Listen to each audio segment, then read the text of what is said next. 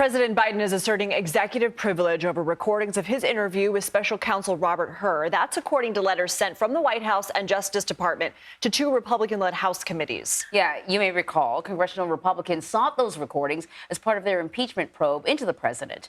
They are now considering holding Attorney General Merrick Garland in contempt of Congress for denying their request.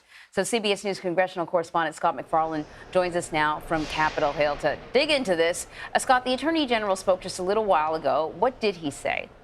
Making an argument, Anne-Marie, that the Department of Justice, he says, has already cooperated with these congressional probes into the special counsel review of President Biden's handling of classified records, that they've been cooperative, that they've shared records, that they shared that transcript. And the argument made by the Attorney General is the department needs to stay outside of or beyond politics. And his argument is that providing audio fully adhering to the subpoena's request would be putting his department in the middle of politics. So the White House counsel said in so many words, there's a concern at the White House that the audio clips of the president would be chopped up and distorted by Republicans for campaign purposes.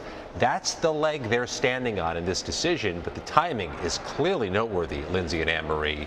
It comes just moments before two Republican U.S. House committees are to meet, mark up, and vote on a measure recommending contempt of Congress against the Attorney General for his handling of this subpoena. So will this assertion of executive privilege have any bearing over today's vote?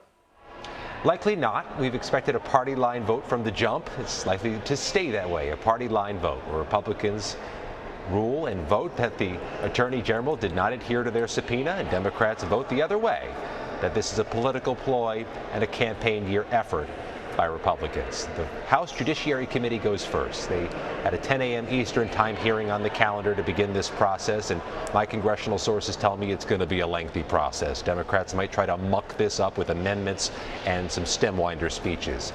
The House Oversight Committee goes at 8 p.m. Eastern time. They postponed their hearing to the evening because many members of that panel are in Manhattan to support Donald Trump today at his criminal trial. So they're hitting the pause button or the snooze button and doing this later tonight. So, listen, the transcripts for these interviews were already released. Why are these two House subcommittees pushing to have the tapes cleared? And that's a point Democrats are going to try to underscore through the day, Anne-Marie. In fact, I'm told Democrats are going to read passages from the transcript of the president's interview aloud during these hearings to reaffirm that the Republicans already have copies of the written word. But Republicans believe and have argued unequivocally that the audio of this interview may tell us things you can't read in the paper. The pauses, the emphasis, the inflection. We know from speaking to each other, those things do communicate meaning. But it has not been a sufficient argument to convince the White House or the Department of Justice to release the audio tapes. Again, the White House counsel's office says they suspect, if not predict, those audio clips would be used in campaign commercials, and they want nothing to do with that. That's the argument they're presenting today. Scott, the AG was also asked about really the timing of special counsel Jack Smith's cases against former President Trump, the fact that neither case looks like now will go to trial before the election or even this year. He didn't really take the bait. What did Garland say about that? He also stopped taking questions at that point, Lindsay, because we had a whole lot of follow-ups along that lane. What he said in response to the question of, are you concerned you waited too long to appoint a special counsel because the clock's about to run out on special counsel Jack Smith before the November election? His response was that the special counsel moved efficiently and requested a speedy trial. It was the court, the Supreme Court, that blocked the speedy trial here in Washington and the federal judge in Florida who blocked one in Fort Pierce.